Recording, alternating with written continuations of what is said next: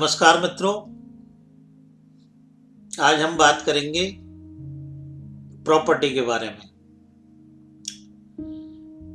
कुंडली के अंदर क्या क्या योग होते हैं, किन किन योगों में व्यक्ति को मकान मिलता है, किन योगों में व्यक्ति की जमीन जायदाद बनती है। ग्रहों का और दशाओं का क्या तालमेल होता है जो व्यक्ति का मकान बनता है या बिकता है। तो मित्रों, इस चर्चा में सबसे पहले कुंडली में मुख्य भाव होता है प्रॉपर्टी का, जमीन जायदाद का चौथा भाव, और इसका कारक ग्रह होता है, खाली जमीन का कारक ग्रह होता है मंगल, और बने हुए मकान का कारक ग्रह होता है शनि। अगर हम कुंडली में मंगल और शनि की स्थिति बढ़िया देखते हैं तो हम कह सकते हैं कि इस व्यक्ति के पास अपना मकान होगा। मंगल और शनि कुंडली के अंदर चौथे भाव से ताल्लुक रखे, 11वें भाव से ताल्लुक रखे और 12वें भाव से ताल्लुक रखे, तो इनकी दशा भुक्ति आने में व्यक्ति के मकान बनाने के या मकान खरीदने के योग बनते हैं। अगर मंगल शनि तीसरे भाव से ताल्लुक रखे, 5वें भाव से ताल्लुक रखे और 10वें भाव से ताल्लुक रखे, तो इस दशा भुक्ति में व्यक्ति के मकान बेचने के योग बनते हैं। तो मित्रों, ध्यान देने वाली बात है कि सबसे पहले किसी भी व्यक्ति को प्रॉपर्टी लेने के लिए उसका चौथा भाव मजबूत होना चाहिए, 11वां भाव मजबूत होना चाहिए, क्योंकि चौथा भाव प्रॉपर्टी, 11वां भाव हमारी प्रॉपर्टी लेने की इच्छा पूर्ति और 12वां भाव उस प्रॉपर्टी पे खर्चा होना। अगर 4, 11, 12 भाव कुंडली के अंदर मंगल के द्वारा एक्टिवेट होते हैं तो व्यक्ति खाली प्लॉट खरीदेगा। शनि के साथ एक्टिवेट होते हैं तो व्यक्ति बना बनाया मकान खरीदेगा। अब यहां ये मोटे तौर पे हमने एक बात कही, अब हमें यह भी देखना पड़ेगा कि कुंडली के अंदर यदि चौथा भाव कमजोर है, अपने भाव से 6, 8, 12 भाव में बैठा है, या चौथा भाव शत्रु ग्रहों से पीड़ित है, तो मंगल शनि यदि 4, 11, 12 भाव एक्टिवेट करेंगे तो व्यक्ति का मकान बड़े विलंब से बनेगा, बड़ी परेशानियों से बनेगा। तो हमें तीसरा पॉइंट ये भी देखना चाहिए कि क्या कुंडली में चतुर्थ या चौथे भाव का जो स्वामी ग्रह है उसकी स्थिति मजबूत है या नहीं है। अगर उसकी स्थिति मजबूत होगी, वो भी 4, 11, 12 को सपोर्ट करेगा और मंगल शनि भी 4, 11, 12 को सपोर्ट करेंगे, तो व्यक्ति का आसानी से मकान लिया जाएगा। अब ये तो हो गई एक बात। अब कुंडली के अंदर चौथा भाव मुख्य भाव है, तो इससे प्रॉपर्टी बनने के योग बनते हैं 4, 11, 12 से, और 3, 5, 10 भाव से प्रॉपर्टी बिकने के योग बनते हैं। क्यों? तीसरा भाव चौथे से 12वां भाव,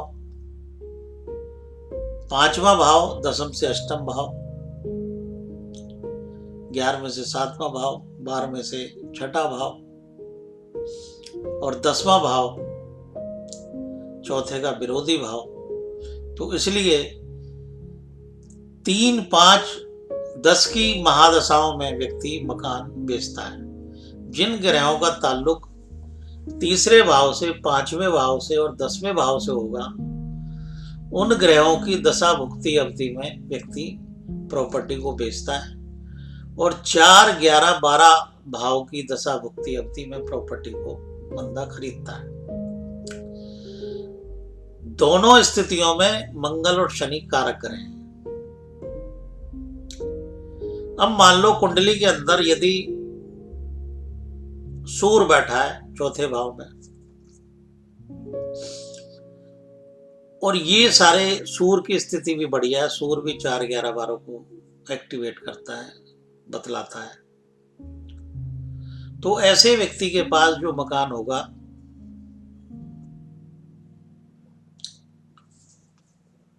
वो खुला मकान होगा, बड़ा मकान होगा।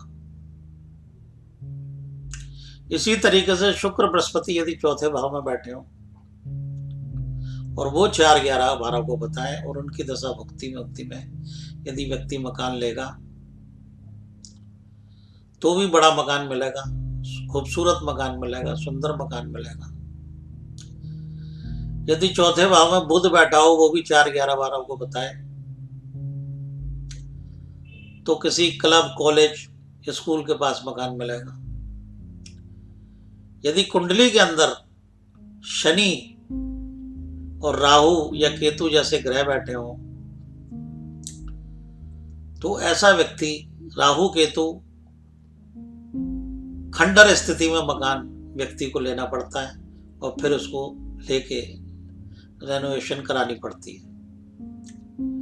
इसी तरीके से शनि बैठा हो और शत्रु ग्रहों से पीड़ित हो तो व्यक्ति को अधिक दिक्कतों के बाद मकान मिलता है और पुराना मकान मिलता है। तो मकान लेने के लिए यदि व्यक्ति के कुंडली में ज्योतिषीय योग हैं तभी मकान ले पाएगा। कई लोग हैं सारी जिंदगी प्रयास करते रहते हैं, उनकी कुंडली में ऐसा योग ही नहीं बनता कि जो वो मकान ले पाए। और कई लोग प्रॉपर्टी का काम करते हैं, प्रॉपर्टी ली बेची या कमीशन का काम कर लिया। अब जो कमीशन का काम करते हैं उनका कहीं ना कहीं 3, 5, 10 अधिकतम ग्रहों में होता है, और जो खरीद फरोख्त का काम करते हैं तो उनकी कुंडली में शनि मंगल में और चतुर्थ में 4, 11, 12 जरूर होते हैं। तो मित्रों 4, 11, 12 और 3, 5, 10 के संयोग से प्रॉपर्टी का काम धंधा चलता है। लग्न का स्वामी यदि 4, 11, 12 बताए और साथ में 10 भी बताए तो जातक प्रॉपर्टी डीलिंग का काम करता है, प्रॉपर्टी खरीदता है, बनाता है, बेचता है।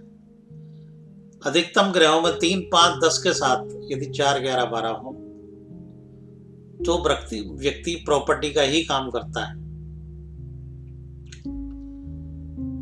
अब मित्रों प्रॉपर्टी का काम करना एक अलग बात हो गई और एक व्यक्तिगत मकान होना एक अलग बात हो गई।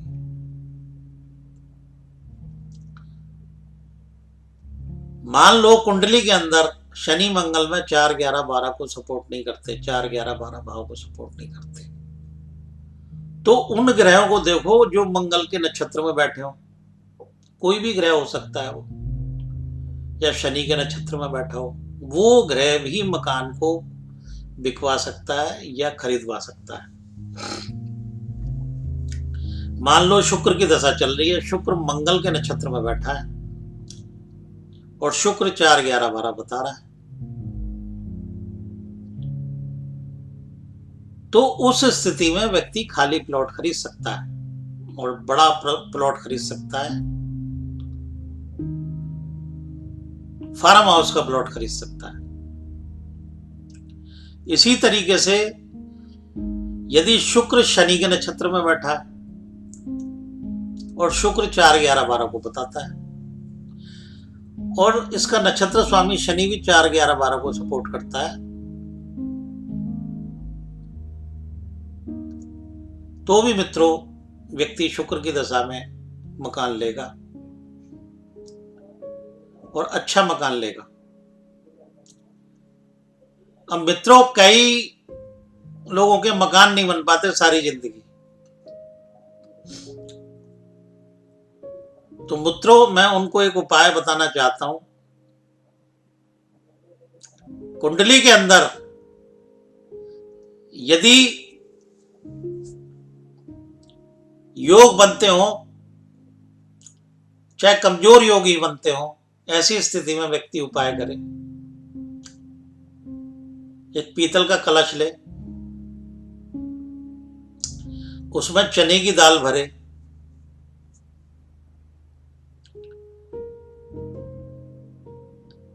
मुनक्के रखे, हल्दी की गांठें रखे, तुलसी के पत्ते रखे और पीले कपड़े से ढक के उसको शिव मंदिर का जो पुजारी होता है उसको चुपचाप दान दे।